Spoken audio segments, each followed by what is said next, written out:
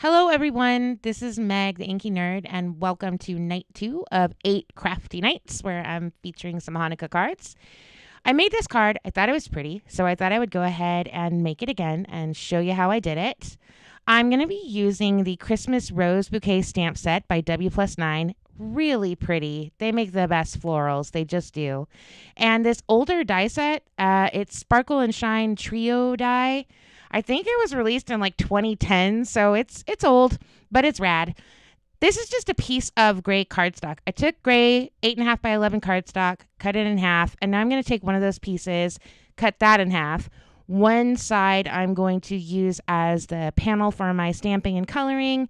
The other side I am actually going to use for the die cutting because I'm going to do some layering with that. It was also kind of a backup just in case I biffed it with the stamping, which, has been known to happen. And yeah, fortunately, I did okay with the stamping. I'm going to go ahead and use a stamp positioner to stamp the image. Not really for any particular reason other than I don't have an acrylic block that's large enough for the large floral cluster image in this stamp set. It's a great stamp set. There's actually some standalone flowers and leaves and whatnot, but I'm just going to use the large cluster because I didn't really feel like doing a whole bunch of masking because I'm a little bit lazy, and I was doing this at like 2 o'clock in the morning, and nobody really wants to do masking at 2 o'clock in the morning. So you'll see me kind of struggle a little bit. I'm not really good with the stamp positioner. Whatever, it's user error. There's nothing wrong with the thing. It's just it's not my forte.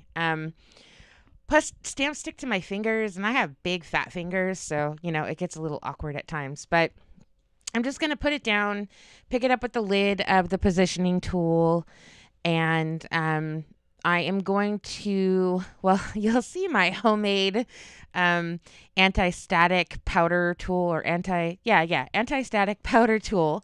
It's basically just a piece of fabric with some cornstarch inside. You can use a fancy bag or one of those little things with the brush tip or whatever. I don't happen to have one of those.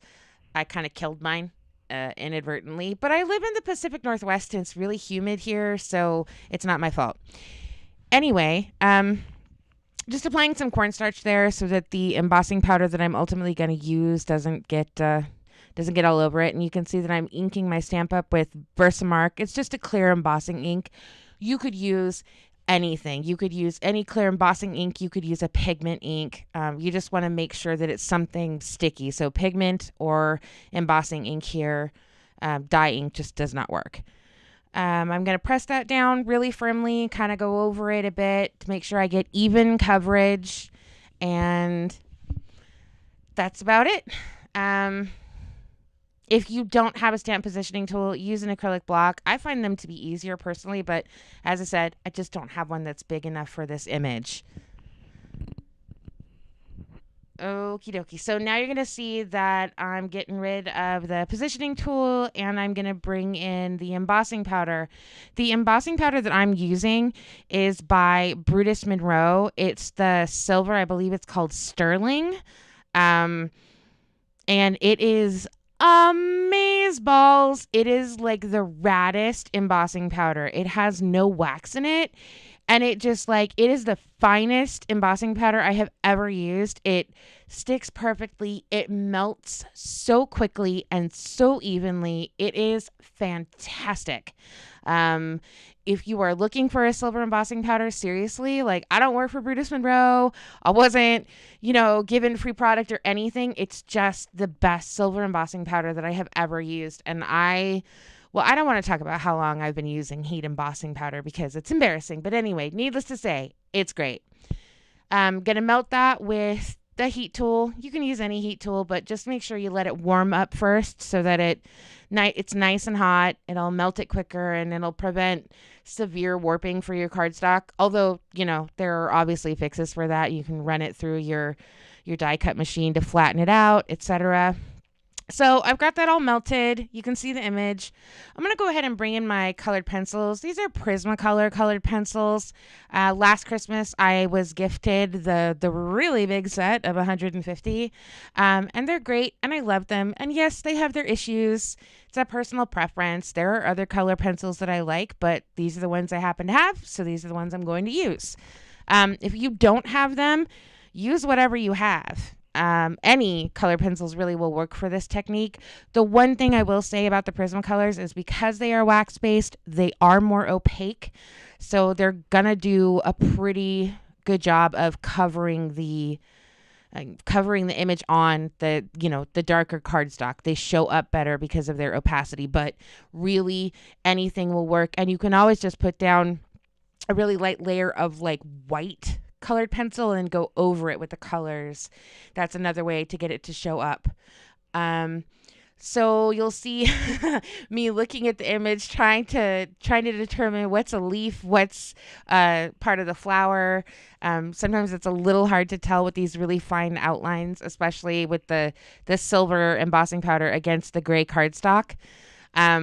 And also, did I mention it was like 3 a.m. when I was doing this? Because, my eyes were not exactly loving me.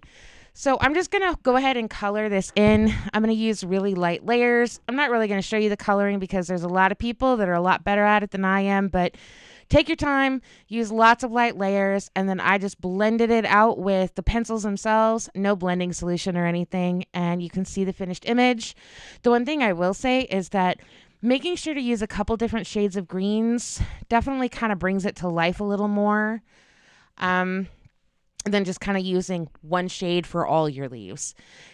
I'm going to go ahead and trim the panel down to be 4 by 5 1/4.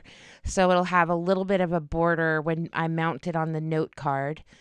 And I'm just using a Fiskars trimmer there. It was like a cheapy one that I got at Michael's. I used a coupon, yay coupons, and I think I paid like $7 for the thing, and it does just fine for my purposes. I wouldn't try to cut anything super heavy duty with it, but it works well for just basic cardstock if you're just cutting a sheet at a time. Now what I'm going to do is I'm going to mount that card on a card base, a top folding note card. Oh, no, I lied. Totally not what I'm doing. What I'm going to do, sorry, it's not even 3 o'clock in the morning when I'm recording this. How sad am I?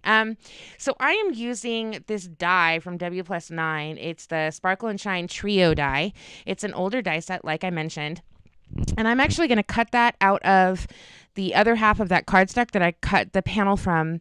I'm going to cut it 3 times. But before I do that, I am going to use this sheet of Elizabeth Craft adhesive. It's like a full sheet adhesive, so it peels back from both sides. I'm going to go ahead and put that on the paper, and that'll make it so that when I cut them out, because I'm going to stack them all up to give some dimension, it makes it a little easier than trying to sit and apply really fiddly liquid adhesive to get them to stick together. So this was my first time using this particular adhesive. I know there's some other brands like I think even like Score Tape or Be Creative Tape or whatever, they make a version of this. I know there's some others. And there's also Stick It, which is, great too, but that's not what I had. I had this. It worked really well for my purposes. I was very happy.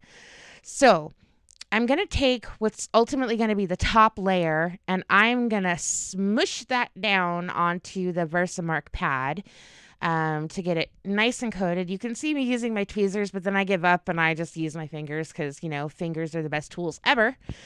And I'm going to get embossing ink all over that, get it nice and evenly covered.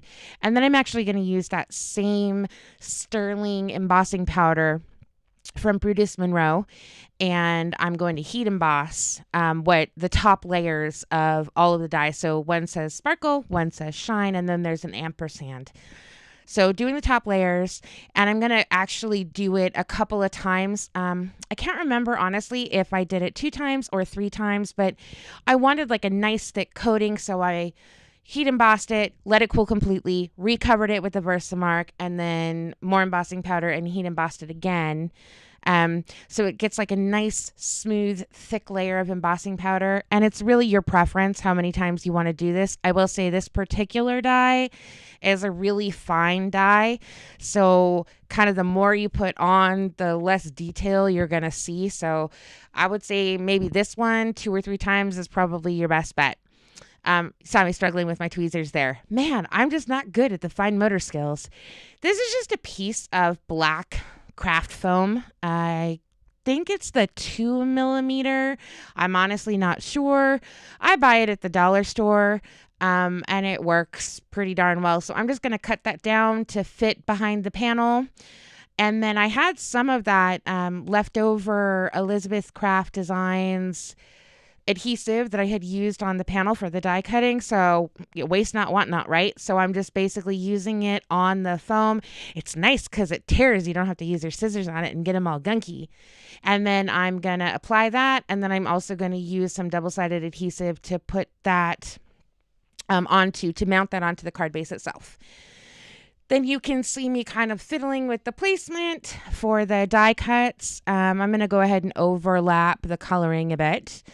And because they already have that adhesive on the back, they're just going to stick right down, which is great. I'm going to push them down to make sure they're, down evenly. And then to the left, you see the card. I made that, and that's actually what I'm kind of modeling this off of, because I wanted to have 2 because they were pretty. And that's pretty much it for this card. I hope you like it. I hope you're inspired to make one of your own. Use what you have. This is me holding it up and, showing you the shininess. Yay, shininess. And like I said, top folding note card, but you can use whatever you want. And it doesn't have to be gray. Use what you like. That's it. Happy Hanukkah. Have a good night, everyone.